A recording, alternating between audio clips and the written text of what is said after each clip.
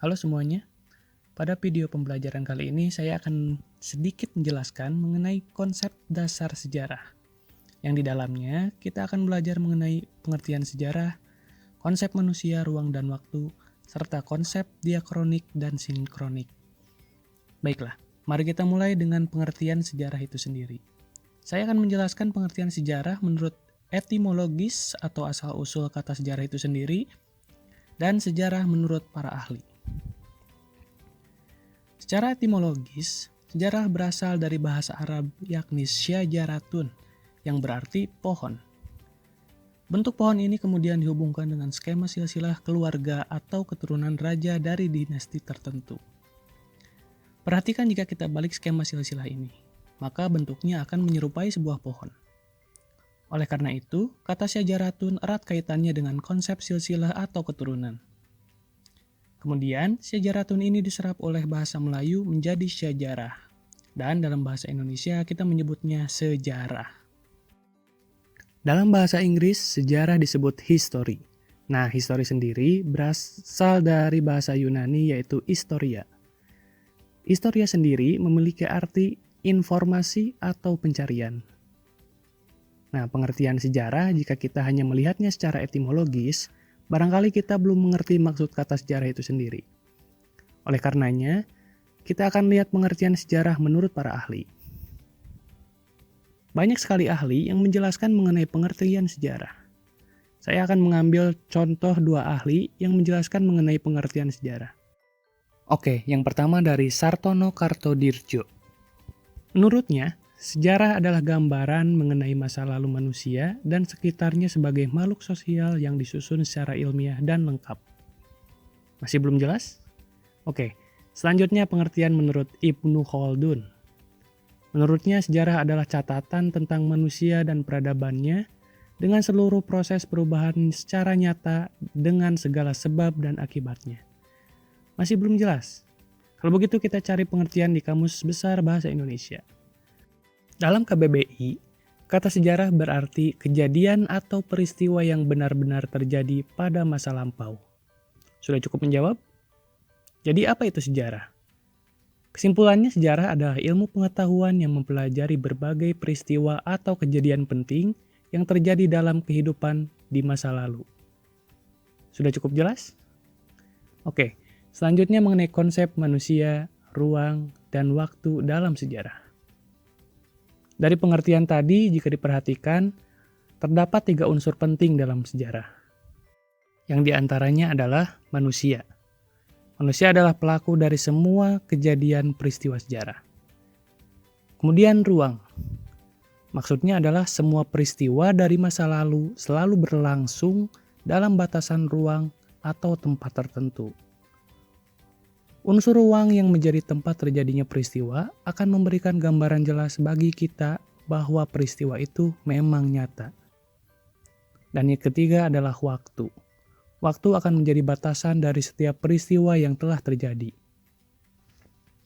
Perjalanan hidup manusia tidak akan mungkin lepas dari waktu.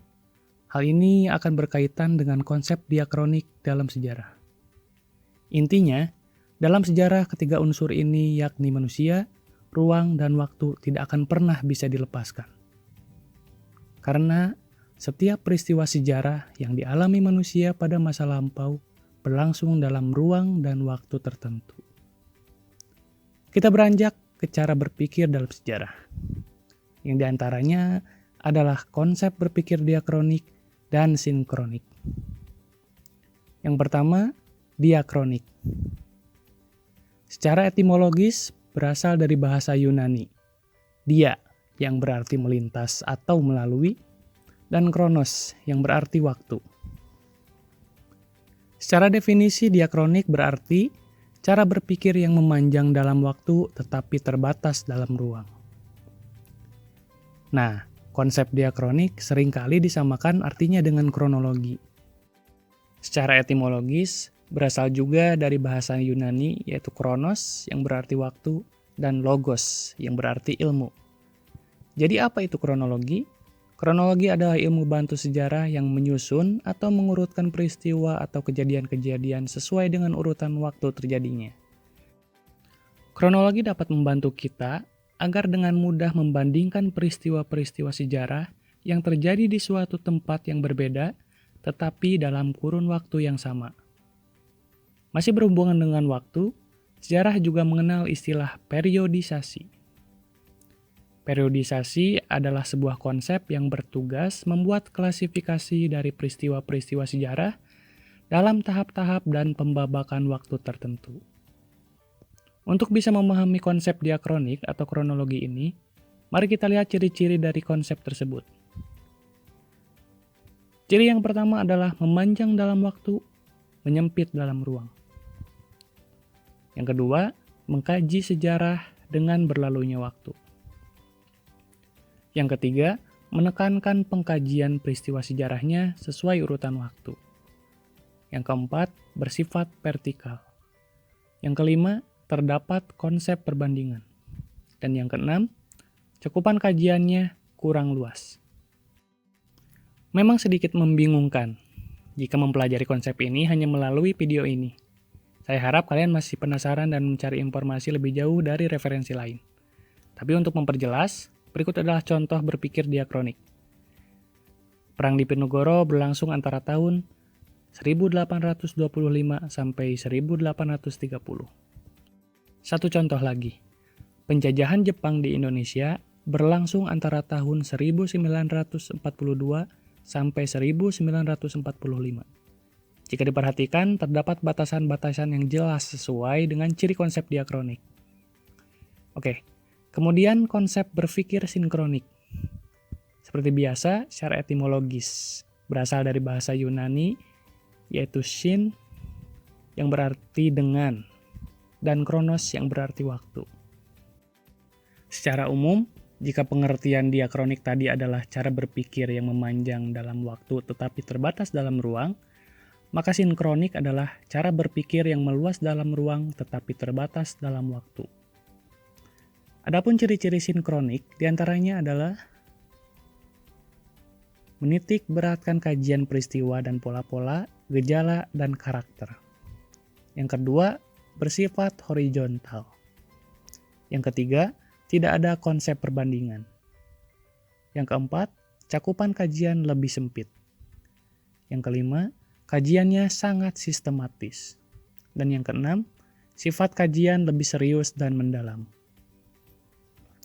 Baiklah, untuk gambaran, ini adalah contoh konsep berpikir sinkronik. Sejarah perekonomian pada zaman pendudukan Jepang. Nah, dari kalimat ini, maka pembahasannya akan meliputi gejala atau fenomena perkembangan perekonomian bangsa Indonesia pada masa pendudukan Jepang. Bagaimana? Sudah paham mengenai konsep-konsep dasar sejarah? Karena keterbatasan saya, semoga kalian masih kurang puas dengan penjelasannya dan tetap mencari informasi lanjutan melalui referensi lain. Demikian penjelasan singkat mengenai konsep dasar sejarah. Mohon maaf masih banyak sekali kekurangan. Semoga bermanfaat. Terima kasih. Assalamualaikum warahmatullahi wabarakatuh.